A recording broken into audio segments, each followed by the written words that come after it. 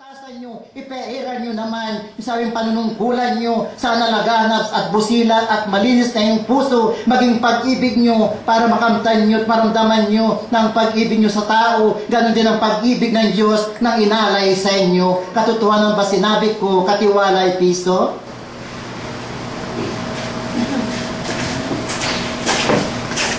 Opo, mahal na banal.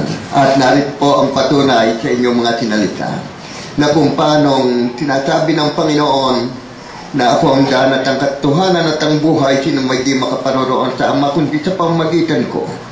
Datapwat kay mayroong salita tungkol sa kanyang mga alagad na sinasabi niya dito sa Juan 20 versikulo 21 23 ay sinabi niya sa kanyang mga alagad, sino mang inyong patawarin ng mga kasalanan ay pinatatawad sa kanila. Sino mang hindi ninyong patawarin ng mga kasalanan ay hindi pinatatawad. Sa mga tigpo kayo ng mga sinusugo ng Panginoon ay may karapatan na lumapit sa Kanya at tumingin sa Kanya kung sino ang inyong patatawarin at kung sino ang hindi. Salamat po. Salamat sa iyong katalinuhan, katiwala, Epeso. Kung ganon, nasala na kayo, katiwala. Ang hinahanap lamang ng Diyos, yung paglilingkod niyong totoo at walang hangong inahanap na kabayaran. Dahil kailanman parating sampit ko sa bawat pagdalaw ko, sa bawat runduyan, isinilang kayo na hindi nyo kakambal ang bawat salapi. Ngunit kung paniniwalaan nyo at pag-aaralan nyo, sino man sa inyo ngayon di naghihirap ngayon sa kapanahunan na ito. Ngunit nabubuhay kayo sa kailanmaliman sa paniniwala dahil sa utos ng Diyos at bawat dala naming mga tuguran. Halimbawang sabi, kung dadalhin ko katiwalang ulan ngayon, tignan nyo, idadaan ko sa pamaterial pag-aaral, parating inibigay ko kahulugan ito upang sa inyo man ang bawat desisyon sa punto, sa bawat panunungkulan nyo, may bigay nyo yung katapatan nyo.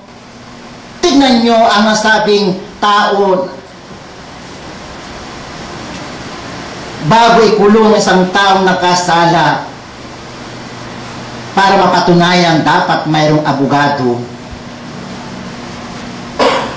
Gagawin sabing proseso para mapatunayan ang taong tinakasala bago ikulong, sintisyahan at kulong, dapat mayroon din kukuning di ba abogado?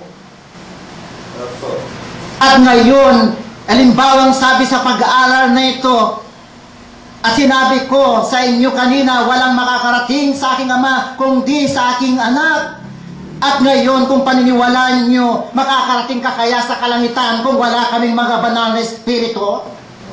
Makakapasok ka kaya sa pintuan sa karyang Diyos kung wala kaming maging abogado nyo? Dahil hindi kayo makakapasok kung wala kaming mga banal na protektor ninyo.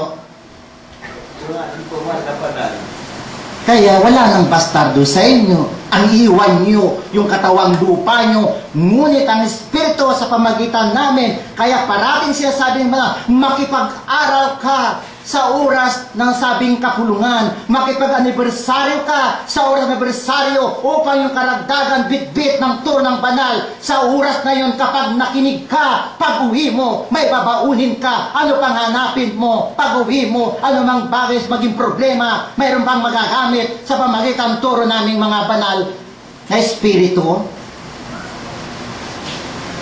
Kaya minsan, at dito rin, parating bilin ko rin, magpakumbaba kayong parati.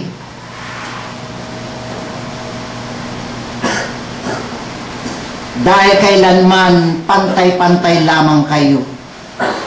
Tulad ng sinulat sa librong tema ninyo. Pagpapakilala sarili, hindi lang sa katapatan, dapat makikita rin parati sa gawa. Hindi lang galing sa bibig, makikita sa gawa niyong tao. Kaya sana, nanungkulang narito bawat lunduyan. May kanya-kanya kayong kasangkapan o gamit Kaya parating bilin ko, ingatan nyo yung mga kasangkapan na yan. Dahil ang sundalo maging pulis kung walang dalang baril. Sino kayang tao o sundalo baril makikipaglabang paggera na walang baril ang magagamit ninyo? Ganon din sa bawat aral na daladala ko. Magagamit nyo sa pamagitan yung aral na yan. Bakit? May kanya-kanya kayong sandata at karunungan magagamit nyo. Eh sinasabi parati ng banal kung kayo nagtatanim at ito'y nalagaan mo. Siyempre, unang isipin mo, bukas marami akong anihin. Eh kung nagtanim ka ng di mabuti, sa palagay mo aani ka ng maganda, wala kang aanihin. Kaya parati, kung oras kapulungan, anibersaryo, isadya mo ang sarili mo. Hindi lang sasabihin nyo, ang kasangkapan nandun pa sa labas. Huwag niyong tignan yung tao, tignan mo yung sarili mo. Pagpapakila sa sarili mo, kung tapat ka sa panungkulan mo, kung sinadya mo ang sarili mo, tulad ng pasadya namin pangako. Kaya sana, pagpapakilala sa sarili, tapat kang parati sa Diyos. Katapatan, paniniwala, pagpapakilala mo sa bawat anibersaryo, kapulungan, sabat man, ipakilala mo sarili mo sa harapan ng Diyos, sabihin mo at tanungin mo yung sarili mo, ako kaya Panginoon, ito na kayang oras ko, bayad na kaya ko sa bawat kasalanan ko? Dapat tanungin mo rin yan. Hindi lang porke may banal ang nangangaral sa inyo, hindi mo natatanungin sarili mo. Sapat na nakaupo ka dyan, nakikinig ka. Eh kung halimbawa, nakakita ka ng tao dyan, o may nangyari dyan, makakalimutan mo yung turong bitbit ko. Bakit? Nakita mo yung nangyari dyan sa daan. Subok yun. Nabura sa isip mo yung sinabi ko. Eh kung sinadya mo yung sarili mo, kaya bilin parati naririnig nyo, araw pa ng bukas o mamaya pa naman bukas na anibersaryo, kailangan italaga mo na rin yung sarili mo alang-alang sa turo naming pangako.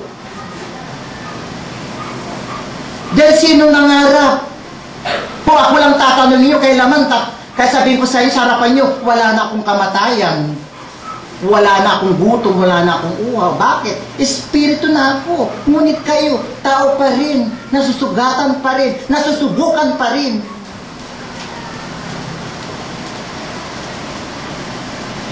Kaya sana, tulad sinabi ko, kunting hakbang na lamang ang matitira. Yung may naipon at tumaas na yung grado. Ang natitira, yung maraming naipon na deposito, pang espiritual, hindi pang material. Dahil alam ko wala kayong deposito na pera sa bangko.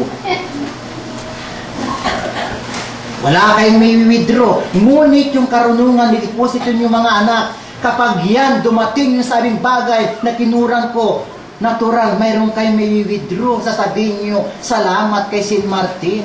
Nadagdagan naman ang karunungan ko, may magagamit ako. Anumang bagay adarating sa buhay ko. Totoo, hindi na kayo kawawa. Tignan niyo ang kabisayaan.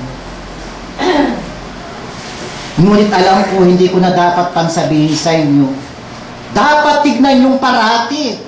Huwag niyong ikumpara sa bakit nangyari sa lugar na ito at hindi pa nangyayari sa lugar niyo.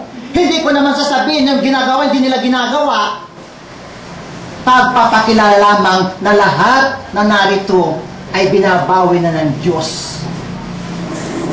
At binigyan kayo ng extension ng Diyos para ano mangyari, ipalaganap nyo pa, dagdagan nyo pa yung sarili nyo kung anong marapat dapat gawin nyo at panahon ng oras mahalaga sa inyo. Ngunit minsan, sa bawat lunduyan, ipinapalaganap niya, di pa pinapaniwalaan yung mga bagay maging utos at aral ng Espiritu. Bagay, pag-uugali nila. Mapalad nga kayo. Kanina, sa oras ng kainan, kahit yung may tinik o yung kinain nyo, isusubo nyo na lamang Ngunit kung nakikita nyo sana, nakikita namin, baka wala nang matutulog sa inyo. Ngunit totoo mapalad kayo, mga anak.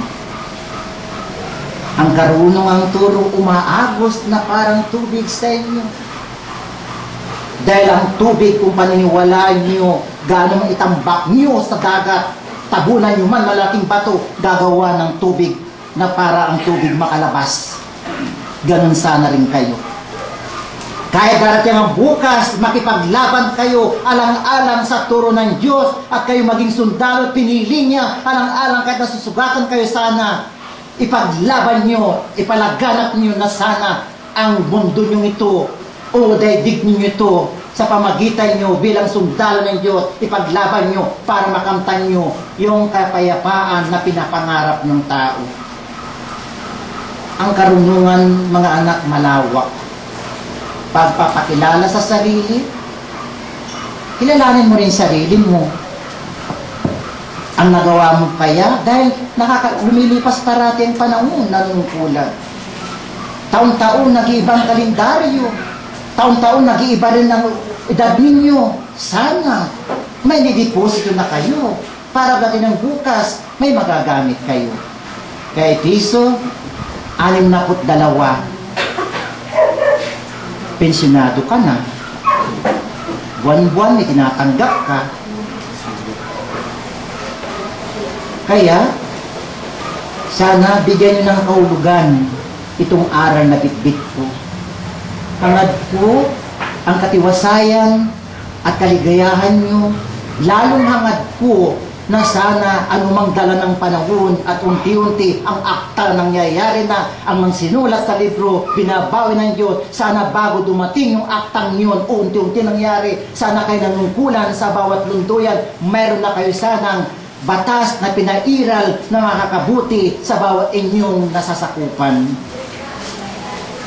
Kaya sana itong bitbit ko ay Piso, bawat nanungkulan sa bawat lunduyan, nagbigay sa ng aral sa namumuno sa bawat lunduyan dahil kailanman hindi matutupad, mga anak, sa isinulat sa libro yung ginawa ng Diyos kung kayo mismo ipinagbabawal nyo yung mga gamot o pagnunubena ng bawat inyong kasangkapan.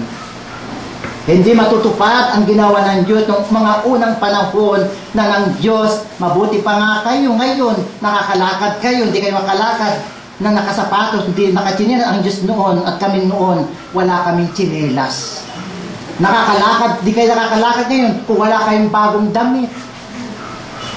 Kung kami noon, mga anak ng Diyos, kami, isa lamang saklot namin sa katawan, ngunit tingnan ninyo, para bigyan ko kayo ng challenge. Sinabi ko sa Panginoon Diyos noon, kahit ako, malit lamang ako sa kanyang paningin mo, sinabi ko, Panginoon, danating ang bukas, yung isinulat man sa libro, ibig sabihin, bago ni sinulat sa libro, advance na.